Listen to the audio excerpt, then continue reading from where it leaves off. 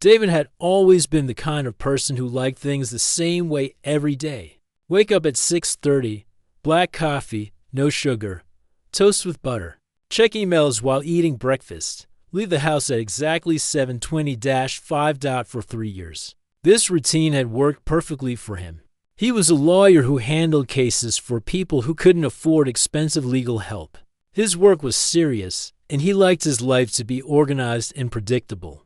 Every Tuesday and Thursday morning, he would stop at a small coffee shop called the Daily Grind on his way to the office. He always ordered the same thing, a large black coffee.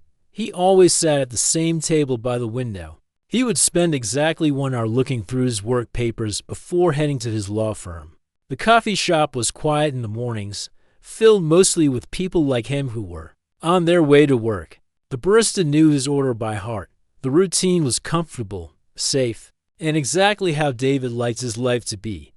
But on this particular Thursday morning in October, everything changed. She walked through the door at 7:45, 15 minutes after David had settled into his usual spot.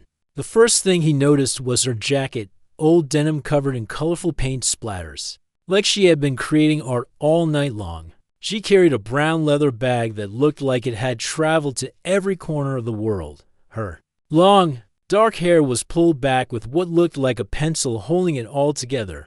David found himself looking up from his papers as she approached the counter. She was talking to the barista with such energy and enthusiasm that other customers started smiling, just from listening to her voice.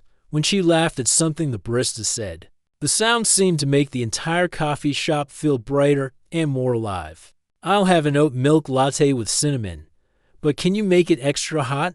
And maybe add just a tiny bit of vanilla? Actually, you know what? Surprise me. Make it however you think it should taste today," she said to the barista, her hands moving. As she talked, David realized he had stopped reading his legal documents completely. There was something about her that made it impossible to look away. Maybe it was the way she seemed so comfortable talking to strangers, or how she appeared to find joy in something as simple as ordering coffee when her drink was ready. She turned around to find a place to sit. For just a moment, their eyes met. Across the coffee shop, David quickly looked down at his papers, pretending to read about property law, but his heart was beating faster than usual. She chose a table across the room from him, near the big windows that let in the morning sunlight.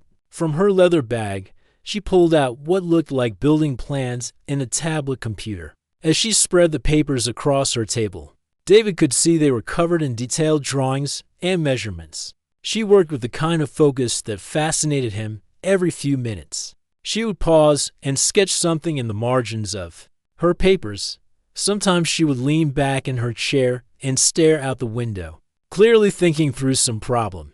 Other times, she would type quickly on her tablet, her fingers moving like she was trying to capture an idea before it disappeared. David tried to return his attention to his legal files, but found himself stealing glances at her every few minutes. She had a way of tucking loose pieces of hair behind her ear when she was concentrating, that he found completely captivating. When she was thinking hard about something, she would tap her pen against her lips and furrow her brow in the most endearing way. 20 minutes passed, then 30, then 45. David's coffee had grown cold, and he hadn't read a single page of his work. This had never happened to him before. He was always focused, always productive, always in control of his attention. But watching her work was like watching an artist create something beautiful. She would make notes, erase things, draw new lines, and occasionally smile to herself when she figured out a solution to whatever problem she was solving. It was clear that whatever she was working on meant everything to her. David began to wonder what kind of work she did. The papers looked like architectural drawings, but he couldn't be sure. Was she designing a house, an office building, something more creative and unusual? Whatever it was, she approached it with a passion that he rarely saw in people. As the minutes ticked by, David realized something that both excited and worried him. He didn't want to leave. For the first time in 3 years, he didn't want to pack up his papers at exactly 8:30 and head to his office. He wanted to stay and continue watching this fascinating woman work on her mysterious project. But more than that, he found himself wanting to walk over to her table and ask her about what she was doing. He wanted to know what made her smile at her drawings. He wanted to understand what kind of work could make someone so completely absorbed and happy. David had never been the type of person to talk to strangers. He was quiet, careful, and preferred to keep to himself. But something about this woman made him want to be different, to be braver, to take a chance he had never taken before. As 8:25 approached, 5 minutes before his usual departure, Tom and David found himself making a decision that surprised him. Instead of packing up his papers, he ordered another coffee. Instead of leaving for his office, he stayed in his seat by the window. For the first time in 3 years, David was about to break his routine. And it was all because of a woman with paint on her jacket and a smile that could light up the darkest room. 3 weeks had passed since that first morning, and David's entire routine had quietly shifted around her presence. He still told himself it was just coincidence, but deep down he knew better. He had figured out her schedule without even trying. Tuesdays, Thursdays, and Saturdays, always round the same time. On Tuesdays, she would arrive with what looked like client meetings preparation, spreading colorful folders across her table. Thursdays were for the detailed drawing work, the kind that required her complete focus and resulted in those adorable moments when she would chew on her pen cap while thinking. Saturdays seemed to be her favorite days.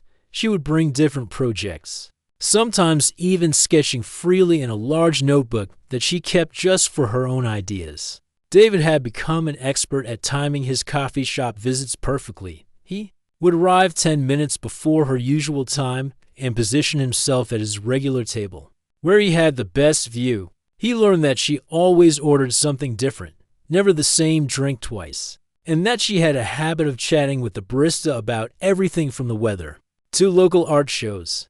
The barista, a friendly college student named Alex, had clearly grown fond of her regular visits. David would watch their conversations and wish he had the natural ability to talk to people the way she did. She made everyone around her feel comfortable and happy. But David wasn't the only one who had started noticing patterns. Luna, he had overheard Alex use her name during one of their morning chats, had begun to sense that. The serious man in the business suit was always there when she was. At first, she thought it was just coincidence. The coffee shop was popular with professionals who worked in the downtown area. But as the days went by, she became more aware of his presence. She started to notice little things about him too. He always wore perfectly pressed shirts and ties that looked expensive, but not flashy. His dark hair was always neat, and he had the kind of serious expression that made her think he probably worked in law or finance. But what caught her attention most was the way he seemed to be watching her diet. It wasn't creepy or uncomfortable. She had unfortunately experienced that kind of attention before. This was different. When she would catch him looking in her direction, he would quickly look away, almost like he was embarrassed to be caught. There was something almost sweet about how flustered he would get. On this particular Thursday morning, Luna was having the worst kind of day that every creative person dreads. She had been working on a community center project for 6 months, a building that was supposed to provide after-school programs and activities for kids in the downtown area. It was the kind of project that meant everything to her, the reason she had become an architect in the first place. But yesterday, her client had called with devastating news. The budget had been cut by almost 40%. All the features that would have made the building special, the art studios, the computer lab, the indoor playground for younger children, were being eliminated. What was left was basically just for empty rooms and a bathroom. Luna had stayed up until 3 in the morning trying to redesign everything, trying to find creative ways to fit her vision into the new restrictions. She was exhausted, frustrated, and feeling like all her hard work was disappearing. She spread her revised drawings across the coffee shop table and stared at them with growing disappointment. This wasn't what the kids in the community deserved. They needed a place that would inspire them, make them feel valued and important. These new plans looked like every other boring building that adults created. When they forgot to think about what children actually needed, lost in her frustration, Luna didn't notice that she had been unconsciously sighing and shaking her head at her drawings. She was so absorbed in her disappointment that she forgot about everything else around her, including the fact that the man in the business suit was watching her with what looked like genuine concern. When Luna finally looked up to take a break from her depressing drawings, she needed to clear her head and maybe get some fresh perspective. But instead of looking out the window at the busy street, her eyes landed directly on David. And this time, he wasn't looking away quickly or pretending to read his papers. He was staring directly at her with an expression that was hard to read. It wasn't just casual interest or boredom. There was something more intense about the way he was looking at her, like he was trying to understand something important. For a moment, they just looked at each other across the coffee shop. Luna felt a strange flutter in her stomach that she hadn't experienced in a long time. But then her frustration about her project mixed with her curiosity about this mysterious man, and she found herself standing up before she could think about what she was doing. She picked up her coffee cup and walked directly over to his table. David's eyes widened as she approached, and she could see him starting to look panicked, like he had been caught doing something he shouldn't be doing. "Excuse me," Luna said, standing next to his table and looking down at him with raised eyebrows. "I've been coming here for weeks, and you're always here when I am, and you're always looking at me. So I have to ask, why are you staring at me?" David felt his face turn red immediately. His heart started beating so fast he was sure she could hear it. This was exactly the situation he had been trying to avoid, being confronted about something that he couldn't really explain, even to himself. He looked up at her standing there with her coffee cup in one hand and her other hand on her hip. Even frustrated and tired, she was the most beautiful woman he had ever seen. Her dark eyes were curious rather than angry, and there was something about the way she asked the question that told him she genuinely wanted to know the answer. David had always been honest, sometimes painfully so. It was one of the things that made him a good lawyer. He couldn't lie convincingly even when it would make his life easier. And in this moment, looking at Luna's expectant face, he knew that anything other than complete honesty would be wrong. "Because you're mind-blowing," he said simply, his voice quieter than usual, but completely sincere. The words seemed to surprise both of them. Luna had been prepared for a lot of different answers. Maybe he would deny staring, or make up some excuse, or even be rude. But she definitely hadn't expected such direct, honest flattery delivered with such obvious nervousness. She felt warmth spread across her cheeks as she realized she was blushing, and for the first time in weeks, she found herself smiling a real, genuine smile. The blush on Luna's face quickly changed into something that looked like genuine surprise, and then, to David's amazement, she smiled. Not just a polite smile, but the kind of warm, real smile that made her whole face light up. "Well, that's definitely not what I expected you to say," she said. And David was relieved to hear that she sounded more amused than upset. "Mind if I sit down?" David nodded quickly, probably too quickly, and gestured to the empty chair across from him. As Luna settled into the seat, David realized he had no idea what to say next. He had never been good at small talk, and this situation was far beyond anything he had ever experienced. "I'm Luna, by the way," she said, extending her hand across the small table. "David," he replied, shaking her hand and noticing how warm and paint-stained her fingers were. "I'm sorry if I made you uncomfortable. I really wasn't trying to be weird or anything." Luna laughed, and the sound was even better up close. "You weren't being weird, just obvious."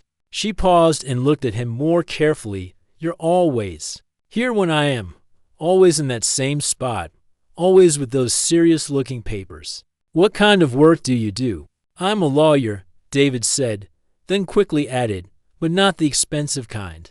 I mostly help people who can't afford the fancy law firms, community legal aid, that sort of thing." Something shifted in Luna's expression when he said that. The casual curiosity in her eyes turned into something that looked like genuine interest. "Really? What kind of cases?"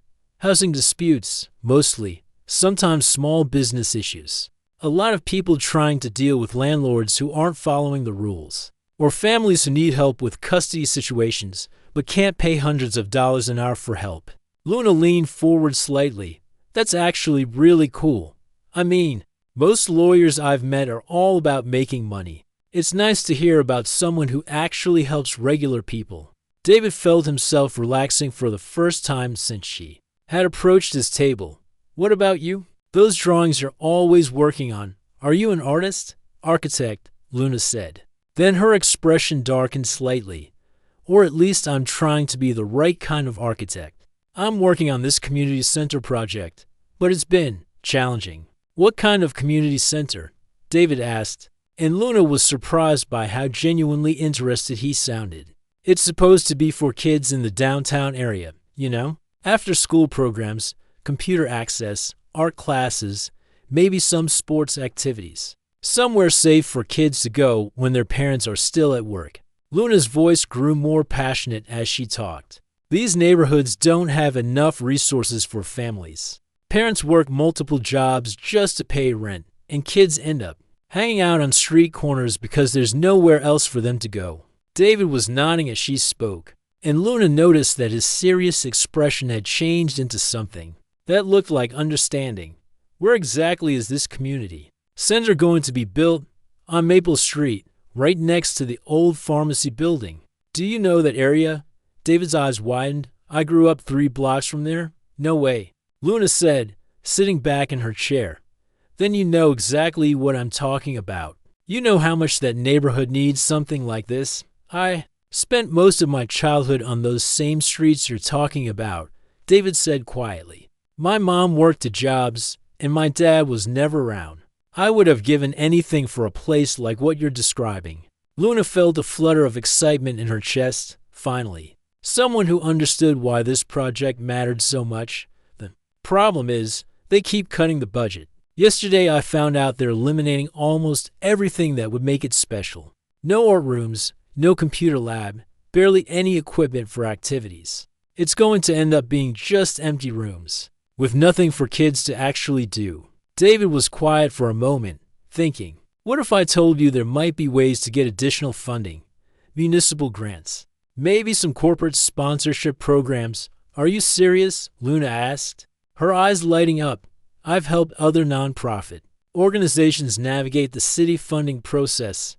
It's complicated, but there are programs specifically designed for community development projects. Most people don't know they exist because the application process is buried in bureaucratic language. Luna grabbed David's arm without thinking, then quickly let go when she realized what she had done. Sorry, I just got excited.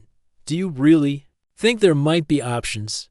I think there are definitely options we could explore, David said, smiling at her enthusiasm. But I'd need to see your current plans and budget to know what kinds of programs might apply. What started as one conversation stretched into 3 hours. Other customers came and went around them, but David and Luna remained completely absorbed in their discussion. They talked about the community center project, but also about growing up in neighborhoods that didn't have enough resources, about the frustration of trying to help people within systems that seemed designed to make helping difficult. Luna told David about her dream of creating buildings that could actually change people's lives, not just provide shelter. David shared stories about clients he had helped, families who had been able to stay in their homes because someone finally explained their legal rights in language they could understand.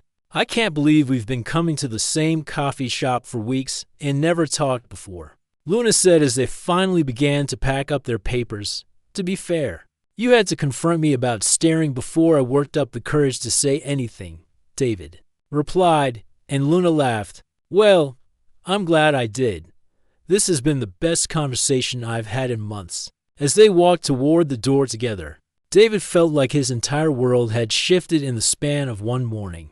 Would you maybe want to meet here again tomorrow? I could bring some information about those grant programs. I would love that, Luna said. And when she smiled at him, David knew that his carefully organized routine was never going to be the same again. The next morning, David arrived at the coffee shop 30 minutes earlier than usual, carrying a folder thick with printed documents in his laptop bag. He had stayed up until midnight researching municipal grant programs and corporate community development initiatives for the first time in years. He had been excited about work in a way that had nothing to do with his usual cases. Luna arrived right on time, looking more energetic than David had ever seen her. She had traded her paint-splattered jacket for a clean sweater, and her hair was pulled back in a neat ponytail. She carried a large portfolio case along with her usual leather bag. "I brought everything," she said as she sat down, immediately opening her portfolio. Budget sheets, timeline projections, architectural plans, even some photos of the current site. "I stayed up half the night organizing it all." "Great. Because I found some really promising funding opportunities," David replied, opening his laptop.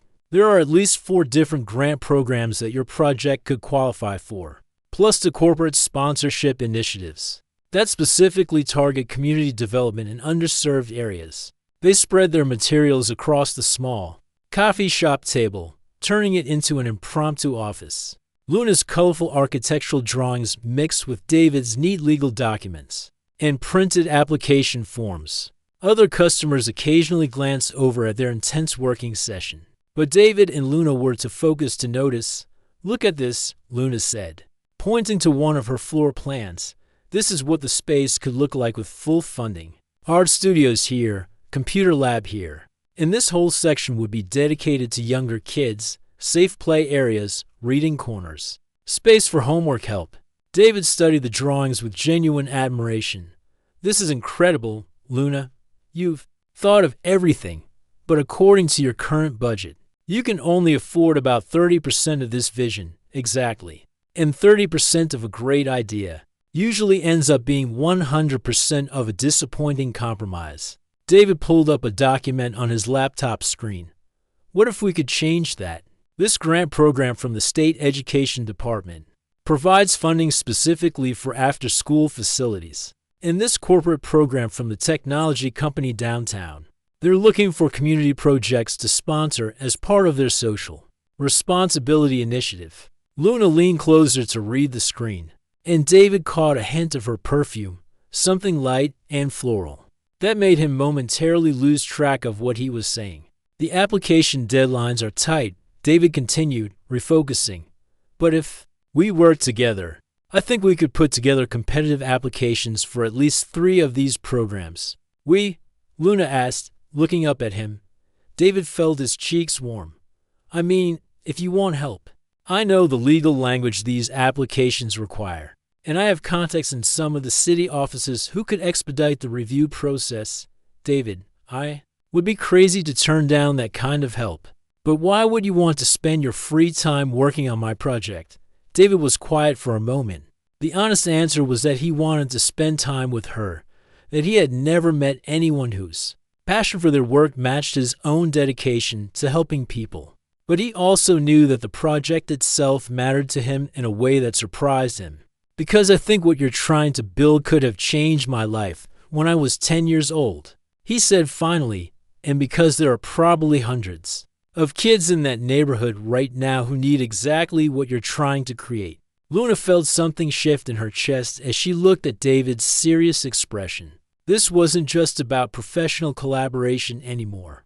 This was about shared values, about finding someone who understood why certain work mattered more than money or recognition. "Okay then," she said, extending her hand for a formal handshake. Partners, David agreed, shaking her hand, and holding it just a moment longer than necessary. Over the following weeks, their Tuesday, Thursday, and Saturday coffee meetings became official working sessions. David would arrive with folders full of grant applications and legal documents, while Luna brought updated budget projections and revised architectural plans. They made an incredibly effective team. His analytical approach balanced her creative solutions, while her passion reignited his own sense of purpose. But somewhere between reviewing zoning regulations and discussing playground safety requirements, their professional collaboration began to evolve into something more personal. David found himself looking forward to their meetings not just for the progress on the project, but for Luna's infectious enthusiasm and the way her eyes lit up when she talked about her ideas. Luna began to appreciate David's quiet steadiness and the way he really listened when she spoke. She had worked with plenty of people who heard her words but missed her meaning. David understood not just what she was saying, but why it mattered to her. The breakthrough came on a Thursday morning in November. David's phone rang while they were working through a particularly complicated budget revision. He answered it, spoke briefly, then hung up with a smile that Luna had never seen before. "We got it," he said simply. "Got what?" Luna asked, though her heart was already starting to race. "The state education grant. $50,000 for educational facilities and programming equipment." Luna stared at him for a moment, processing the news. Then she let out a squeal of excitement that made everyone in the coffee shop turn to look at them without thinking. She jumped up and hugged David across the table, nearly knocking over both their coffee cups. "We did it," she said, her voice muffled against his shoulder. "We actually did it. You did it," David said, though he made no move to end the hug. "This was your vision from the beginning." Luna pulled back to look at him, her hands still on his shoulders. "No, David, we did this together. I never could have navigated those applications without you. And even more than that, working with you has made this whole project better. You've helped me think about things I never would have considered on my own." As they sat back down, both of them smiling and slightly breathless from excitement, David realized that something fundamental had changed between them. They weren't just colleagues working on a project anymore. They had become a team in a way that extended far beyond architectural plans and legal documents. 8 months later, David stood in the main room of the completed community center, watching Luna lead a group of local reporters and city officials on a tour of the facility. Children's voices echoed from the art studio where a painting class was in progress. Teenagers clustered around computers in the technology lab, working on homework assignments and creative projects. In the multi-purpose room, parents attended a workshop about college financial aid. This computer lab was made possible through a corporate sponsorship program, Luna was explaining to the news crew, gesturing toward the rows of new computers. And the art studio was funded through a combination of state grants and community fundraising efforts. David still felt uncomfortable being the center of attention, but watching Luna in her element made him proud in a way he had never experienced before. She was wearing a professional dress instead of her usual paint-splattered clothes, but her enthusiasm was exactly the same as it had been that first morning when she had confronted him about staring. "And this is David Chen," Luna said, suddenly pulling him toward the cameras. Without his legal expertise and grant-writing skills, none of this would have been possible. He helped us secure over $120,000 in additional funding that transformed this project from a basic facility into something truly special. The reporter asked David a few questions about the funding process, which he answered as briefly as possible while still being helpful. As soon as the cameras stopped rolling, he escaped to the quieter main lobby where a dedication plaque had been mounted on the wall. The plaque read, "River Valley Community Center, built through the collaborative vision of Luna Rodriguez, architect, and David Chen, legal counsel, dedicated to providing opportunities, inspiration, and hope for the children and families of our community." Luna found him there a few minutes later, after the news crew had finished packing up their equipment. "Hiding from your moment of fame?" she asked, standing beside him and reading the plaque. "You know I'm not good with public attention," David replied. "Besides, this is your achievement. You're the one who designed something beautiful and meaningful." "Do you know what I love most about this place?" Luna asked, looking around at the bustling activity. "The fact that it actually got built despite all the bureaucratic obstacles?" David suggested. Luna laughed. "That too. But what I really love is that it started with you staring at me in a coffee shop." "I was not staring," David protested, though his smile gave him away. "You absolutely were staring, and I'm so glad you were." They stood together in comfortable silence, watching children run between different activity rooms and parents chat. with each other in the community seating area. The space buzzed with exactly the kind of energy and connection that Luna had envisioned in her original drawings. You know, Luna said softly, when I first started this project, I thought success would mean building something that looked exactly like my plans. But working with you taught me that the best projects happen when you're willing to let other people make them better. David turned to look at her. Are we still talking about architecture? Luna smiled and took his hand. Maybe not just architecture. 6 months later, at their wedding reception, Luna would tell the same story to their friends and family. She would talk about how an awkward moment of honesty in a coffee shop had led not only to a beautiful building that served their community, but to a partnership that had transformed both of their lives. The community center stood as proof that sometimes the most meaningful projects and relationships begin with the courage to be vulnerable, the willingness to be honest, and the recognition that the best work happens when different strengths come together toward a common purpose. David and Luna continued their Tuesday, Thursday, and Saturday coffee shop meetings long after the community center was completed. But now, instead of grant applications and architectural plans, their table was covered with wedding plans and eventually drawings for the house they would build together. And sometimes, when new customers would notice the couple who seemed to spend hours talking intensely over coffee, Luna would catch David watching her with the same expression he had worn that very first morning. When she would raise her eyebrows and mouth "You're staring," he would grin and whisper back, "Because you're mind-blowing." Some love stories begin with dramatic gestures or chance encounters in exotic places, but theirs had started with something simpler and perhaps more powerful, the recognition that they had found someone who shared their values, complemented their strengths, and made their work in the world more meaningful. The community center served hundreds of children and families over the years that followed. But for David and Luna, it would always represent something more personal, the place where they learned that the best partnerships, whether professional or romantic, are built on a foundation of mutual respect, shared purpose, and the courage to be completely honest about what matters most.